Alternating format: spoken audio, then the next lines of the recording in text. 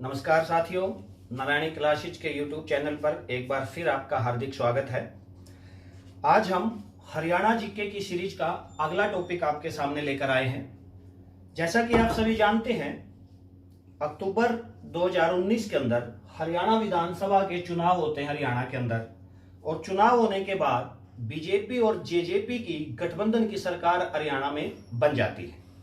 उसके बाद मंत्रिमंडल का विस्तार किया जाता है, हरियाणा की सरकार में मंत्री बनाए जाते हैं। आज हम उसी मंत्रिमंडल के ऊपर आप लोगों के साथ डिस्कस करेंगे। आज का हमारा जो टॉपिक रहेगा वो रहेगा हरियाणा का मंत्रिमंडल या हरियाणा मंत्रिमंडल। हरियाणा में जो जो भी मंत्री हैं, कैबिनेट मिनिस्टर्स जो हैं या राज्य मंत्री हैं, उनके बारे में हम डिटेल से यहां जानेंगे। सबसे पहले मैं बात करना चाहूंगा कि हरियाणा के अंदर कितने मंत्री बन सकते हैं। आप सभी जानते होंगे कि शुरुआत में जो भी सरकार होती थी अपने हिसाब से मंत्री बना देती थी। मान लीजिए कोई विधायक है, कोई नाराजगी में चल रहा है, कोई नाराज है, तो उसकी नाराजगी दूर करने के लिए उसको मंत्री बना दिया जाता था। या फिर जब दल बदल कानून नहीं आया था भारत के अंदर, उससे पहले भी कब किसी दूसरी पार्टी से जब विधायक किसी दूसरी पार्टी में जाता था, सरकार गिरा देता था, तो उनको भी लालच से मंत्री पद दे दिया जाता था। इसके बाद भारत के अंदर एक संशोधन होता है संविधान के अंदर, 91 अमेंडमेंट, 91वां संशोधन किया जाता है। एक्ट था ये 2003 एक्ट से ये आपको मिलेगा। 2003 एक्ट अमेंडमेंट था 91वां। इस अमेंडमेंट में ये फैसला लिया जाता है या ये किया जाता है कि भाई जो मंत्री हैं, चाहे वो केंद्र में मंत्री हो या राज्यों की लेजिस्लेटिव असेंबली जो है या विधानसभा जो है वहां के मंत्री हो, उनके लिए जो मंत्रियों की जो संख्या है वो निर्धारित कर दी गई थी। तो वर्तमान में किसी भी स्टेट में या सेंटर में भी जो मंत्री बन सकते हैं वो टोटल विधानसभा सीटों का 15% बन सकते हैं।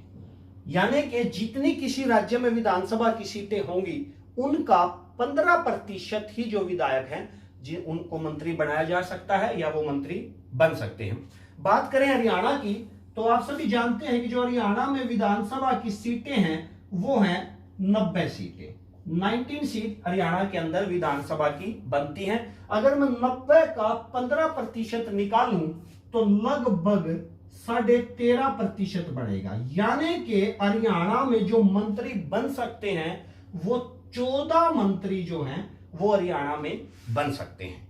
हरियाणा विधानसभा में या हरियाणा सरकार को चलाने के लिए मैक्सिमम मुख्यमंत्री के सहित कितने मंत्री बन सकते हैं? 14। तो ये ध्यान रखिएगा, ये क्वेश्चन आप लोगों के लिए इंपॉर्टेंट हो जाता है कि भाई कितने प्रतिशत मंत्री बन सकते हैं। तो 15% मंत्री बन सकते हैं। और संख्या अगर पूछ ली जाए कि कितनी संख्या हो सकती है मंत्रियों के हरियाणा के अंदर, तो 14 जो है वो टोटल संख्या जो है वो मंत्रियों की हो सकती है।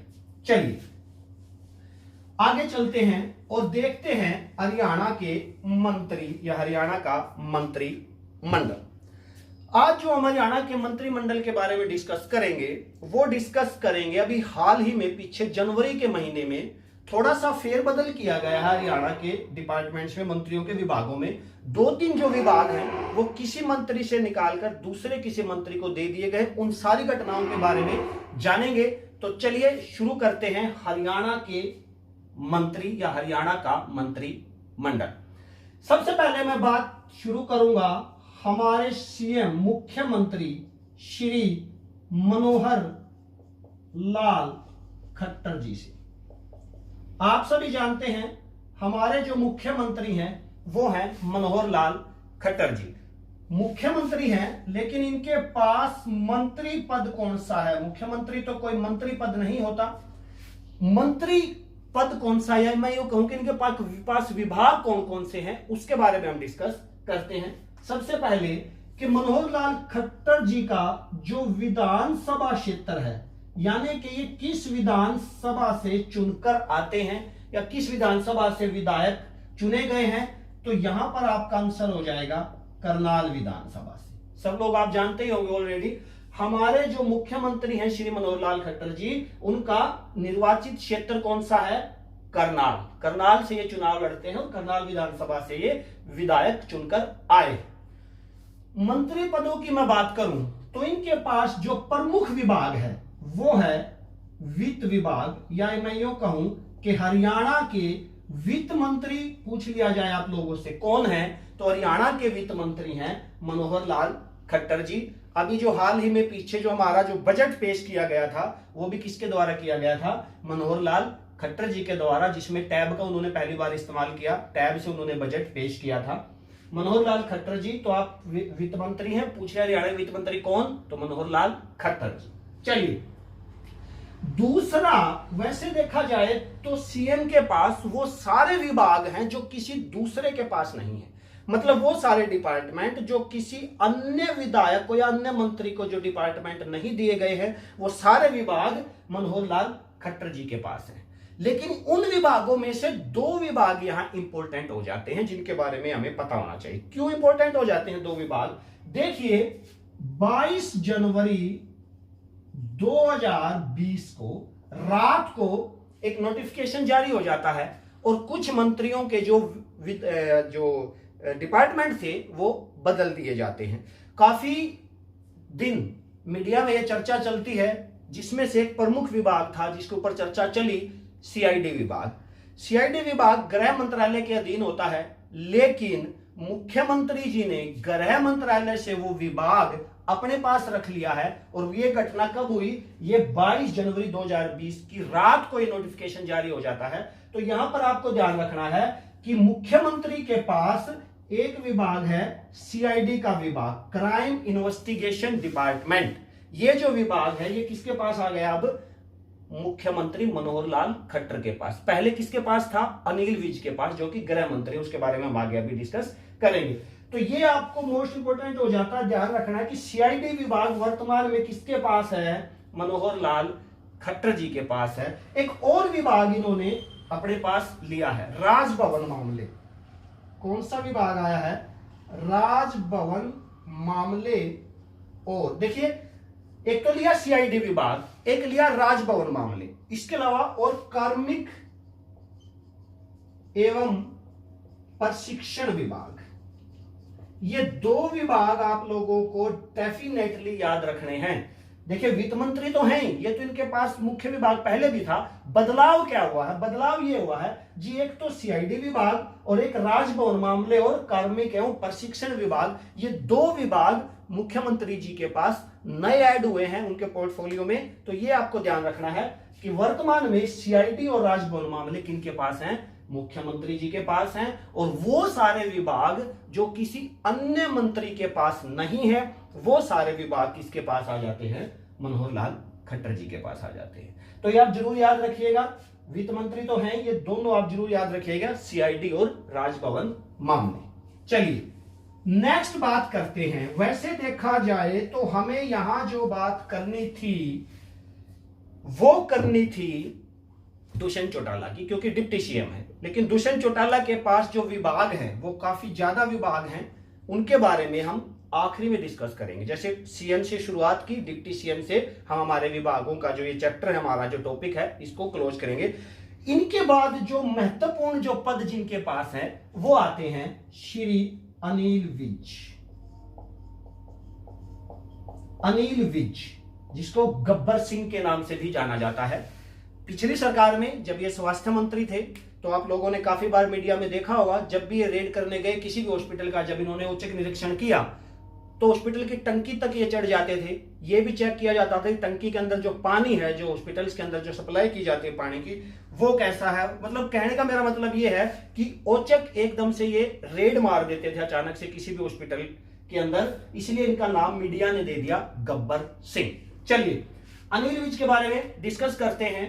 दूसरे सबसे अहम जो पद है वो अनिल विज जी के पास है। सबसे पहले देखते हैं चुनाव, इनका निर्वाचन क्षेत्र कौन सा है, यानी कि अनिल विज जो है वो विधायक कहां से हैं।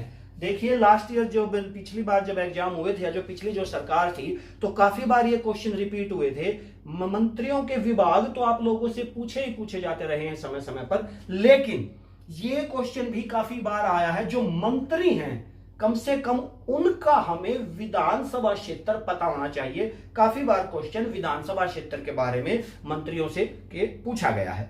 तो अनिल विज का जो निर्वाचन क्षेत्र है ये है Ambala Cantt. Ambala Cantt, Ambala Cantt से ये चुनाव जीत कर आए हैं या वहां से ये विधायक हैं। चलिए इनके पदों की बात करते हैं। मंत्री पद सबसे इंपॉर्टेंट गृह मंत्रालय, ये जरूर आपको पता ही होगा, आप लोगों को ध्यान रखना है। गृह मंत्रालय जो है वो किसके पास है वर्तमान में? अनिल विज के पास है, यानी कि हरियाणा के गृह मंत्री कौन है? अनिल विज। दूसरा जो इनके पास है वो है स्वास्थ्य, हेल्थ, स्वास्थ्य विभाग, हेल्थ डिपार्टमेंट भी किसके पास है? अनिल विज के पास है। तीसरा इनके पास है चिकित्सा शिक्षा।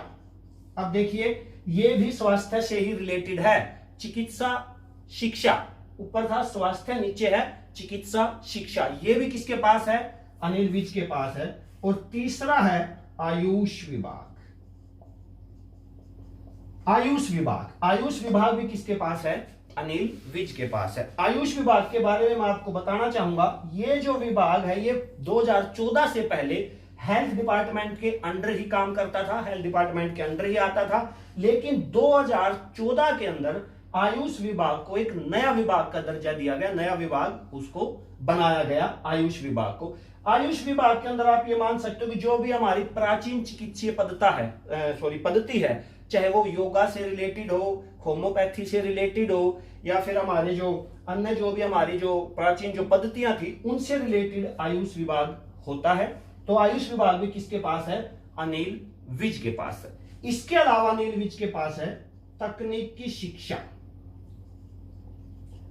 तकनीकी शिक्षा, और एक है साइंस एंड टेक्नोलॉजी, यानी कि विज्ञान एवं तकनीक, तकनीक या तकनीक। चलिए, या मैं इसको विज्ञान एवं प्रौद्योगिकी भी बोल सकता हूं, साइंस एंड टेक्नोलॉजी यानी कि विज्ञान एवं प्रौद्योगिकी। आप समझिए, देखिए याद थोड़ा सा मैं बता देता हूं कैसे आप इसको लिंक कर सकते हैं, कैसे आप लोगों को याद करने में आसानी हो सकती है वो देखिए। क्या ध्यान रखना आप लोगों को, देखिए अनिल विज गृह मंत्री हैं, ये बात तो आपको ध्यान होगी और आपको ध्यान होनी भी चाहिए। ये तो जनरल सी बात है, हमें वैसे ही पता होना चाहिए कि हरियाणा गृह मंत्री कौन है? अनिल विज है। तो गृह मंत्रालय है किसके पास? अनिल विज के पास। ये तो कॉमन बात है, हमें वैसे ही पता है। यहां थोड़ी सी कंफ्यूजन हो सकती है कि कौन सा इससे अलग, मतलब गृह विभाग से अलग और कौन से विभाग अनिल विज के पास है। तो ध्यान क्या रखना आप लोगों को, दो शब्द याद कर लेने अनिल विज के बारे में। कौन कौन से? एक तो हेल्थ और एक टेक्नोलॉजी, मतलब एक तो स्वास्थ्य और एक तकनीक। मतलब स्वास्थ्य और तकनीक से संबंधित जो विभाग हैं वो किसके पास हैं? अनिल विज के पास है। पिछली सरकार में भी स्वास्थ्य मंत्री कौन थे हरियाणा के? अनिल विज ही थे। देखिए हेल्थ और तकनीक आप लोगों को याद रखना है। देखिए स्वास्थ्य, चिकित्सा शिक्षा और आयुष विभाग, तीनों ही विभागों का संबंध किससे नजर आ रहा है आप लोगों को? स्वास्थ्य से नजर आ रहा है। स्वास्थ्य डिपार्टमेंट, हेल्थ डिपार्टमेंट है, चिकित्सा शिक्षा है, मेडिकल, आयुष विभाग, ये तीनों का संबंध स्वास्थ्य से है। तो आपको सिर्फ एक शब्द याद रखना है हेल्थ, उसके तीन भाग हो जाते हैं, तीनों किसके पास हैं? अनिल विज के पास है। दूसरा शब्द आपको याद रखना है तकनीकी, यानी कि टेक्नोलॉजी। और टेक्नोलॉजी की मैं बात करूं तो तकनीकी शिक्षा, तकनीकी शिक्षा, दूसरा विज्ञान एवं तकनीक या साइंस एंड टेक्नोलॉजी, यानी कि तकनीकी शिक्षा के ये दोनों जो डिपार्टमेंट है, साइंस एंड टेक्नोलॉजी और तकनीकी शिक्षा, ये भी किसके पास है? अनिल विज के पास है। तो यहां आपको सिर्फ दो शब्द याद रखने हैं, एच एंड टी। एच से आप होम मिनिस्टर भी समझ सकते हैं और एच से स्वास्थ्य के सभी डिपार्टमेंट, चाहे वो स्वास्थ्य हो, चाहे वो चिकित्सा शिक्षा हो, चाहे वो आयुष विभाग हो, वो अनिल विज के पास। तकनीकी शिक्षा, विज्ञान एवं टेक्नोलॉजी भी अनिल विज के पास। इनके अलावा एक विभाग और है अनिल विज जी के पास, वो है स्थानीय निकाय। स्थानीय निकाय का जो विभाग है, जैसे नगर पालिका वगैरह है जो हैं, इनका जो डिपार्टमेंट है वो भी किसके पास है? अनिल विज के पास है। तो ये आप आसानी से याद कर सकते हैं, दो शब्दों में पूरा अनिल विज कवर हो जाता है, हेल्थ और टेक्नोलॉजी, यानी कि तकनीक, और इसके साथ में जोड़ दीजिएगा स्थानीय निकाय। तो ये थे अनिल विज। आगे बढ़ते हैं, तीसरे जो हमारे कैबिनेट मिनिस्टर हैं जिसके बारे में हम डिस्कस अभी करने वाले हैं, वो है रणजीत सिंह, चौधरी रणजीत सिंह। देखिए वर्तमान की जो कैबिनेट है मनोहर लाल खट्टर जी की, उसमें इकलौते ऐसे मंत्री हैं जो निर्दलीय हैं, इंडिपेंडेंट चुनकर आए हैं। बाकी अभी तक जो हमने 2 मंत्री देखे, चाहे वो खट्टर जी हो या फिर अनिल विज हो, वो बीजेपी पार्टी से संबंध रखते हैं। लेकिन रणजीत चौटाला जो हैं वो निर्दलीय चुनाव जीत कर आए हैं, यानी कि इंडिपेंडेंट इन्होंने चुनाव लड़ा था। और कहां से लड़ा था? रानिया से लड़ा था भाई। तो ये आपको ध्यान रखना है, रणजीत सिंह का जो निर्वाचन क्षेत्र है वो कौन सा है? वो है रानिया। रानिया से ये विधायक रहे हैं। आप देख सकते हो चौधरी रणजीत सिंह राजा रहे हैं, नाम सुना होगा रणजीत सिंह के बारे में। राजा की क्या होगी? रानी होगी। तो ये कॉमन सा आप एक लिंक लगा सकते हो कि रणजीत सिंह कहां से चुनाव जीत कर आए हैं? जी, रानिया से जीत कर आए हैं। चलिए इनके विभागों की बात कर लेते हैं। नवीन एवं नवीकरणीय ऊर्जा, नवीन एवं नवीकरणीय ऊर्जा यानी कि एनर्जी मंत्री, यानी कि ऊर्जा मंत्री कौन है? रणजीत चौटाला। नवीन एवं नवीकरणीय ऊर्जा मंत्री कौन? रणजीत चौटाला। दूसरा इनके पास विभाग है पावर का, पावर यानी कि बिजली मंत्री हमारे कौन हैं? वो भी रणजीत चौटाला। और तीसरे है ये जेल मंत्री। तो 3 विभाग इनके पास हैं। कौन कौन से? नवीन एवं नवीकरणीय ऊर्जा, दूसरा है पावर मिनिस्टर यानी कि बिजली मंत्री, और तीसरे हैं जेल मंत्री। अब याद कैसे करें? थोड़ी सी अगर हमें कुछ हिंट मिल जाए तो शायद इसको हमें, वैसे ज्यादा मुश्किल नहीं है, अगर आप इन चीजों को 1-2 बार अच्छे से रीड करें तो आराम से याद हो जाएंगे, कोई बड़ी बात नहीं है। फिर भी मैं थोड़ा सा एक हिंट आपको बता देता हूं। देखिए ये तो हमने इसको लिंक कर लिया कि रणजीत सिंह राजा होते थे, और राजा की क्या होती है? रानी होती है। तो मतलब ये कहां से जीत कर आते हैं? रानिया से जीत कर आते हैं। दूसरा रणजीत, मतलब यदि आप लोगों को कोई भी रण जीतना है, रण समझते हो ना, यदि आप लोगों को कोई भी रण जीतना है तो आप लोगों के पास ऊर्जा होनी चाहिए, उसके लिए एनर्जी होनी चाहिए, ऊर्जा होनी चाहिए। और यदि आप पूरी ऊर्जा के साथ, पूरी एनर्जी के साथ किसी भी रण को जीतने की कोशिश करते हैं तो आप लोगों के पास पावर आ जाती है, हिम्मत आ जाती है, पावर आ जाती है। और जिस आदमी के पास पावर है वो फिर क्या कर सकता है? किसी को भी जेल में डाल सकता है। तो ये आप थोड़ा सा एक कोशिश की है कि शायद आप लोगों को अच्छे से समझ में आए। मैं फिर कहता हूं कि अगर आप वैसे इनको अच्छे से याद करने की कोशिश करेंगे तो बहुत अच्छा होगा। तो रणजीत सिंह के पास 3 विभाग, नवीन एवं नवीकरणीय ऊर्जा, बिजली विभाग और जेल विभाग, ये 3 विभाग जो हैं ये रणजीत सिंह चौटाला के पास है। अब यहां पर मैं थोड़ा सा एक कंफ्यूजन दूर कर देता हूं। इस चीज को हम नोट में डिस्कस करते हैं, ये ध्यान रखिएगा एक चीज। देखिए अनिल विज, मैं ऊपर लिखता हूं अनिल विज, कौन हमारे? जी गृह मंत्री है, सबको पता है। अब गृह मंत्री का काम क्या होता है? गृह मंत्री के अंदर क्या होता है? लॉ एंड ऑर्डर मेंटेन करेगा, ठीक। और गृह मंत्री के ही अंदर क्या आता है? पुलिस विभाग आता है। कौन सा विभाग आता है गृह मंत्री के अंदर? पुलिस विभाग गृह मंत्री के अधीन रहकर काम करता है। आप लोगों ने देखा भी होगा, जैसे अनिल विज गृह मंत्री बने थे, पुलिस महकमे में हड़कंप मच गया था। बहुत सारे थानों में जाकर इन्होंने रेड मारी थी, और कुछ पुलिस वाले जो अपनी ड्यूटी से नदारद मिले, ड्यूटी पे नहीं मिले, उनको इमीडिएटली सस्पेंड करने का काम भी अनिल विज ने किया था। तो गृह मंत्री के पास कौन सा विभाग आता है? पुलिस विभाग आता है।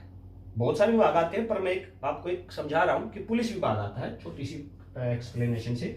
अब इस पुलिस विभाग में ही एक होता है सीआईडी विभाग। कौन सा होता है? सीआईडी विभाग, जो पहले गृह मंत्री के ही अधीन होता था, लेकिन जैसे कि हमने अभी पीछे डिस्कस किया कि गृह मंत्री से सीआईडी विभाग लेकर किसको दे दिया गया है, मुख्यमंत्री मनोहर लाल खट्टर ने अपने पास रख लिया है सीआईडी विभाग, और एक ही होता है जेल विभाग यानी कि जेल मंत्री। ये ऑलरेडी रणजीत सिंह चौटाला ये पहले भी जेल मंत्री थे और अब भी ये विभाग इन्हीं के पास है, इसमें कोई फेरबदल नहीं हुआ है। यहां मेरा बताने का मकसद ये है कि कहीं क्वेश्चन इस टाइप का आ जाए कि पुलिस विभाग किसके अधीन होता है या सीआईडी विभाग किसके अधीन होता है, आप कंफ्यूज ना हो जाओ कि भाई जब गृह मंत्री अनिल विज है तो सीआईडी तो इन्हीं के पास होगी, या पुलिस से रिलेटेड है, सीआईडी का संबंध पुलिस के साथ है तो गृह मंत्री के पास सीआईडी होगा। जी नहीं, निकाल दिया गया है, मुख्यमंत्री के पास आ गया है। और दूसरा, जेल का संबंध भी जब हम सुनते हैं जेल के बारे में, नाम आता है दिमाग में, जब कहीं सुनते हैं कि जेल, तो हमारा ध्यान पुलिस की तरफ ही जाता है। और पुलिस विभाग मैंने कहा गृह मंत्री के अधीन होते हैं यानी कि अनिल विज के पास है, तो कहीं आप कंफ्यूज ना हो जाओ कि जेल कहीं आप फिर अनिल विज करके आ जाओ अगर बाय चांस क्वेश्चन आ गया। तो ये आपको डिफरेंस करना है जी, जेल मंत्री किसके पास है, रणजीत चौटाला के पास। अभी हमने डिस्कस किया जी, जिसके पास पावर है उसको जेल में इंसान किसी को भी जेल में डाल सकता है। दूसरा, सीआईडी मुख्यमंत्री के पास। क्लियर है?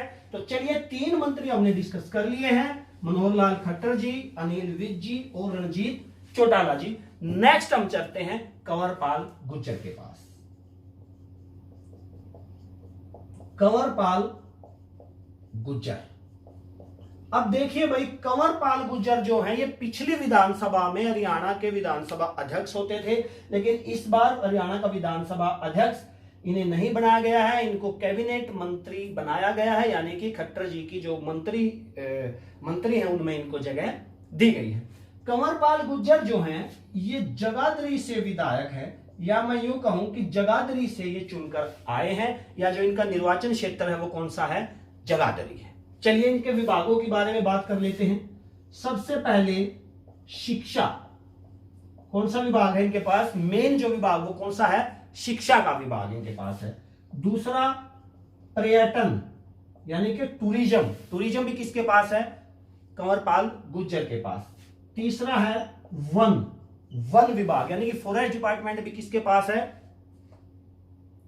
कंवरपाल गुर्जर के पास। उसके बाद संसदीय मामले भी किसके पास हैं, कंवरपाल गुर्जर के पास है, यानी कि जो पार्लियामेंट्री जो अफेयर्स के जो मामले हैं वो डिपार्टमेंट भी किसके पास है, कंवरपाल गुर्जर के पास। इसके बाद अतिथि सत्कार का भी जो विभाग है वो भी किसके पास है, कंवरपाल गुर्जर के पास है। और एक और विभाग इनके पास है, कला एवं संस्कृति विभाग। अब देखिए ये जो कला एवं संस्कृति विभाग है, यहां थोड़ा सा जोर दीजिएगा, कला एवं संस्कृति विभाग है, ये विभाग इनके पास नया जुड़ा है। मतलब कि कला एवं संस्कृति विभाग इनके पास 2019 में जब विस्तार किया गया उस समय नहीं था, जनवरी 2020 में कला एवं संस्कृति जो विभाग है वो कंवरपाल गुर्जर जी के पास आया है। और कहां से आया है जी मूलचंद शर्मा जी के पास से इनके पास दिया, ट्रांसफर किया गया। पहले मूलचंद शर्मा जी के पास होता था कला एवं संस्कृति विभाग। ये भी आप लोगों से पूछा जा सकता है कि फलाना विभाग पहले किसके पास था, तो जो कला एवं संस्कृति विभाग है ये किसके पास था, पहले मूलचंद शर्मा के पास था, और अब ये किसको दे दिया गया है, कंवरपाल गुर्जर को। ठीक, चलिए याद कैसे कर सकते हैं, याद कैसे करोगे, इतने सारे विभाग हो गए, शिक्षा हो गया, पर्यटन, वन, संसदीय मामले, अतिथि सत्कार, कला एवं संस्कृति विभाग। देखिए याद करने का एक छोटा सा लिंक कर लेते हैं हम चीजों को, फिर हमें थोड़ी सी आसानी रहेगी याद करने में। मैं फिर बोलता हूं, अच्छे से पढ़ोगे तो अपने आप याद हो जाएंगे, लेकिन फिर भी मैं थोड़ा सा आपको हिंट दे देता हूं। देखिए कंवरपाल गुर्जर हमारे शिक्षा मंत्री हैं, ठीक है, शिक्षा मंत्री है तो शिक्षा में कहां मिलती है, स्कूल के अंदर। और स्कूल जो है वो क्या करते हैं, एक टूर लेके जाते हैं। क्या लेके जाते हैं, टूर लेकर जाते हैं। सबको पता है जब हम स्कूल में पढ़ते तो बहुत सारे हम टूर गए अलग अलग जगह पर।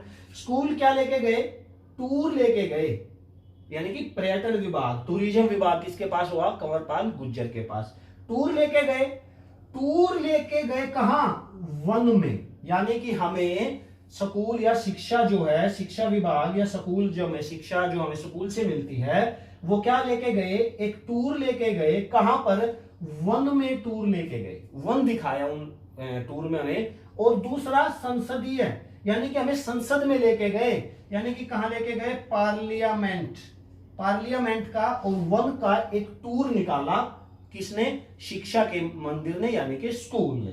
क्लियर? और जब हम पार्लियामेंट गए तो वहां हमारा अतिथि सत्कार हुआ, यानी कि जब हम पार्लियामेंट गए तो पार्लियामेंट के एक तरह से हम गेस्ट हुए, वहां पर हमारा अतिथि सत्कार हुआ और वहां जाकर हमने कला एवं जो हमारी संस्कृति है उसके बारे में जानकारी ली, या कला एवं संस्कृति के बारे में हमने जाना। तो इस टाइप से आप रिलेट चीजों को करने की कोशिश कर सकते हैं। कंवरपाल गुर्जर, जगाधरीन का निर्वाचन क्षेत्र, शिक्षा, पर्यटन, वन, संसदीय मामले, अतिथि सत्कार, कला एवं संस्कृति, ये कुछ विभाग जो इनके पास हैं वर्तमान में। कला एवं संस्कृति जो विभाग है ये इनके पोर्टफोलियो में नया ऐड किया गया है, पहले ये विभाग मूलचंद शर्मा जी के पास होता था।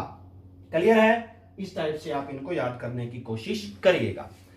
नेक्स्ट जो हमारे मिनिस्टर आते हैं वो आते हैं मूलचंद शर्मा जी। चलिए मूलचंद शर्मा के बारे में और कुछ बातें हम जान लेते हैं कि उनके पास कौन कौन से विभाग हैं। मूलचंद शर्मा, मूलचंद शर्मा जो है इनका अगर मैं निर्वाचन क्षेत्र की बात करूं तो इनका निर्वाचन क्षेत्र है बल्लभगढ़। कौन सा है? बल्लभगढ़। और ये कहां पड़ता है? फरीदाबाद में। यानी कि मूलचंद शर्मा कहां से विधायक हैं या कहां से चुनाव जीत कर आए हैं? जी बल्लभगढ़ से इन्होंने चुनाव लड़ा था, बीजेपी पार्टी से संबंध रखते हैं। और बल्लभगढ़ कहां है? फरीदाबाद में। क्लियर है? चलिए अब इनके अगर मैं विभागों की बात करूं तो इनके जो विभाग हैं वो है माइनिंग। माइनिंग मतलब खनन। खनन मंत्री कौन है? मूलचंद शर्मा। दूसरा ट्रांसपोर्ट यानी कि परिवहन। हरियाणा के परिवहन मंत्री भी कौन है? मूलचंद शर्मा। और तीसरा है स्किल डेवलपमेंट,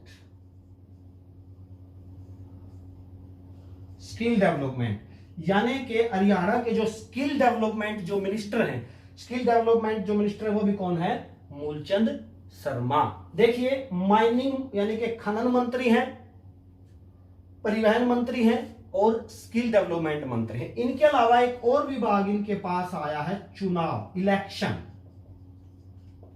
इलेक्शन विभाग भी किनके पास आया है? मूलचंद शर्मा जी के पास आया। अब जो इलेक्शन विभाग है ये इंपॉर्टेंट हो जाता है। वो कैसे हो जाता है? चुनाव या जो इलेक्शन विभाग है ये पहले होता था मुख्यमंत्री के पास।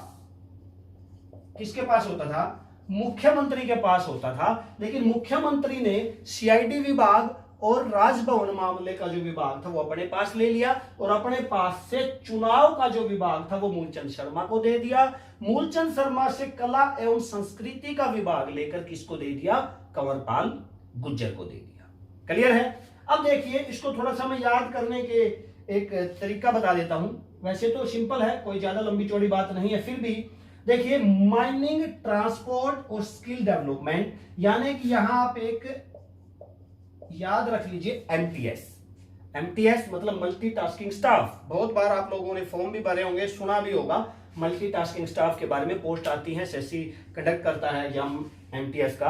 तो यानी कि जो मूलचंद शर्मा है वो क्या है? एमटीएस है। भाई वैसे मजाक के लिए बोल रहा हूं, समझने के लिए, एमटीएस नहीं है, मिनिस्टर है, लेकिन समझने के लिए आप ध्यान रखिए मूलचंद शर्मा क्या है? एमटीएस है। मतलब माइनिंग किनके पास है? एम से माइनिंग मूलचंद शर्मा के पास, टी से ट्रांसपोर्ट मूलचंद शर्मा के पास, एस से स्किल डेवलपमेंट ये भी किसके पास? मूलचंद शर्मा के पास। और एक और आप लोगों को याद रखना है, चुनाव, इलेक्शन, ये किनके पास है?